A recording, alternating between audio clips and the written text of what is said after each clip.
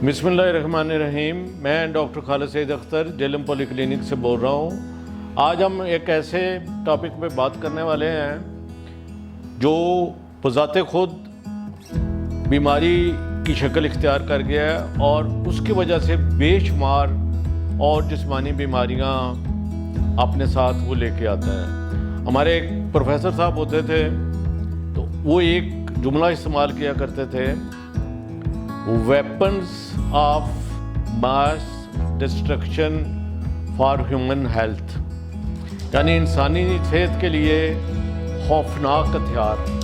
और साथ वो एक ऐड चलाते होते थे मैकडोनल्ड, KFC और इस तरह की चीज़ों का। तो आज इस टॉपिक पे हम बात करने वाले हैं, इन चीज़ों का उसके साथ डायरेक्ट कनेक्शन है और वो है वज़न का ज़रूरत से ज़्यादा बढ़ना, जिसको इंग्लिश में ओबेसिटी कहते हैं और हमारे यहाँ हम उसको मोटापा कहते हैं। इस वक्त ख़ासकर अमेरिका में और बहुत सारी दुनिया में सबसे बड़ा जो इशू उनके लिए बना हुआ है वो ओबेसिटी है। इसलिए कि अगर आप एक हद से ज़्यादा आपका वज़न बढ़ गया है, वो एक फार्मूला है जिसको हम BMI कहते हैं, वो आपके फ़ोन में उसके एप्लीकेशन है, वो आप ले सकते हैं। तो जिन लोगों का BMI 25 to 30 है वो मोटापे में आते हैं, और जो 30 से ऊपर जितना ज़्यादा होते जाते हैं वो ओबेसिटी में आते जाते हैं, वो इंतहाई मोटापे में आते जाते हैं। ठीक है जी। ऐसे लोग भी हैं जिनका 250 kg वज़न है, उससे भी ज़्यादा वज़न है। तो जब ये सारा कुछ आपके साथ होगा तो इसके साथ आएगी शुगर, इसके साथ आएगा कोलेस्ट्रॉल, इसके साथ आएगा ब्लड प्रेशर, इसके साथ आएगा हार्ट प्रॉब्लम, इसके साथ आएगी आपके दिमाग की फालिज के ख़तरात, इसके साथ आपके असरात पड़ेंगे जिगर पे और गुर्दों पे। यानी कि आपकी ये तो मेडिकल कॉम्प्लिकेशंस हो गई हैं। अगली कॉम्प्लिकेशन ये हैं आपके लिए बेशुमार सोशल कॉम्प्लिकेशन हो जाएंगी। आप किसी महफिल में जाने के पोजीशन में नहीं रहेंगे, आप शॉपिंग के लिए जाने की पोजीशन में नहीं रहेंगे, आपका बिल्ला बलाना, आपका चलना फिरना वो महदूद होकर रह जाएगा। तो आपकी ज़िंदगी मुश्किल हो जाएगी। अब सवाल ये है कि एक आदमी को पता है कि मैं इतना ज़्यादा मेरा वज़न है, फिर भी वो इतना क्यों खाता है? वो खाने से अपना हाथ नहीं रोक सकता। तो लेटेस्ट इसको उन्होंने एक तो बीमारी डिक्लेयर किया और दूसरा इसको फूड एडिक्शन के नाम से उन्होंने लेबल किया है कि वो सारे लोग उनके सामने, उनके ख्याल में जब भी ये सारा मोटापा करने वाले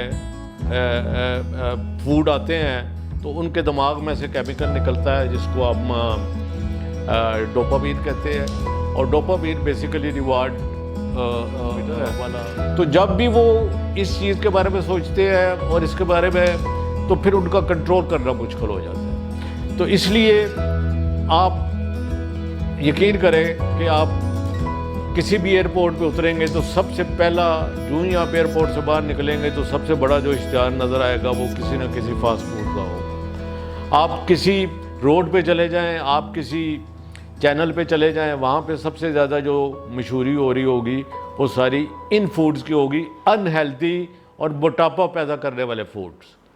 तो एक बड़ा जो फैक्टर ये है। दूसरा, कुछ लोगों में जेनेटिक फैक्टर भी हो सकता है। और तीसरी बात ये है कि ये लोग ज़हनी तौर पे इस चीज़ को कबूल कर लेते हैं कि अब हम पतले नहीं हो सकते। तो मैं समझता हूँ कि अगर हम इन सारी चीज़ों पर ख्याल रखें और सोशल एजुकेशन और गवर्नमेंट, इसमें जो लोकल गवर्नमेंट्स हैं वो इन चीज़ों के ऊपर ध्यान दें। मैं एक अमेरिका के स्टोर में गया, बिलीव मी, वहाँ पे मुझे कोई फ्रेश चीज़ नज़र नहीं आ रही थी, हर चीज़ डब्बों पे बंद थी। तो इसलिए मेरे ख्याल में अगर हमने आने वाली जनरेशन को इस मुसीबत से बचाना है तो हमें अपनी खुराक और वर्जिश का ख़ास ख्याल रखना होगा। शुक्रिया।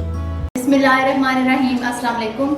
मैं अफशन सगीर जेरम पोले क्लिनिक में न्यूट्रिशन एक्सपर्ट हूँ। अभी जैसे डॉक्टर खालिद सईद ने आपको ओबेसिटी या मोटापे के बारे में बताया कि लोगों को मोटापा बहुत ज़्यादा हो रहा है और उसके अलावा उसके बावजूद भी वो मतलब अपना मोटापा होने के बावजूद भी वो बहुत ज़्यादा खाते हैं, तो उनके खाने की वजह क्या है। उसके अलावा अभी मैं आपको बताऊंगी मोटापे के यानी वज़न कम करने के रूल्स के बारे में। जब आप मोटापा कम कर रहे हैं, आप डाइट भी कर रहे हैं, जब तक आपको उसके रूल्स का पता नहीं होगा आप अपना वज़न कम नहीं कर सकेंगे। तो रूल्स पे आते हैं। रूल नंबर 1 ये है कि आप वर्जिश और वॉक अपनी डेली की रूटीन में लाजमी रखें, लेकिन एक मखसूस टाइम तक। अगर आप अपने मखसूस टाइम से ज़्यादा वॉक करेंगे 2 घंटे के लिए या 3 घंटे के लिए, तो उससे भी आपकी बॉडी में जो है फिर वो थकावट होगी और उससे आपका वज़न कम नहीं होगा, बल्कि उससे फिर आपका वज़न बढ़ भी सकता है। रूल नंबर 2 में ये है कि आप अपना खाना वक्त पे खाएं और अपना पेट ज़्यादा देर के लिए आपने खाली नहीं रखना है। जब आप अपना पेट 3 से 4 घंटे के लिए खाली रखते हैं तो उससे इंसुलिन रेजिस्टेंस स्टार्ट हो जाती है, उससे फिर आपको शुगर भी हो सकती है और दूसरा उससे फिर आपका वज़न बढ़ेगा, कम नहीं होगा।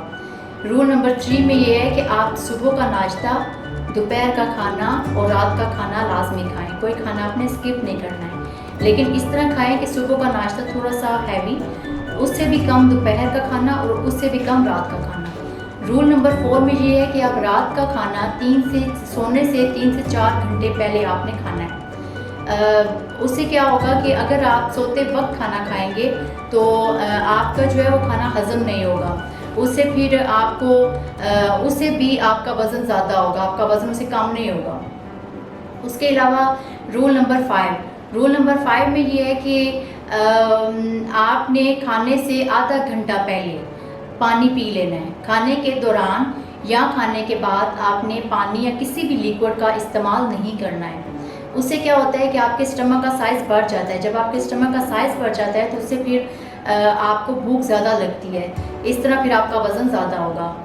रूल नंबर 6 में ये है कि आपने फ्रूट का इस्तेमाल लाजमी करना है, लेकिन आपने चपाती के साथ यानी खाने के साथ आपने फ्रूट का इस्तेमाल नहीं करना है, क्योंकि चपाती में भी कार्ब्स होते हैं और उसमें फ्रूट में भी कार्ब्स होते हैं। तो जब आप ज़्यादा कार्ब्स इकट्ठे लेंगे उससे फिर आपका वज़न बढ़ेगा, कम नहीं होगा। रूल नंबर 7 में ये है कि आपने खाना बहुत आराम से आहिस्ता आहिस्ता और चबा चबा के खाना। रूल नंबर 8 में ये है कि आपने अपनी नींद प्रॉपर लेनी है। आपने टाइम पे सोना है और टाइम पे जागना है। जब आप देर से सोते हैं तो उससे फिर आपकी बॉडी स्ट्रेस में रहती है, जिससे फिर आपका वज़न ज़्यादा होगा, कम नहीं होगा।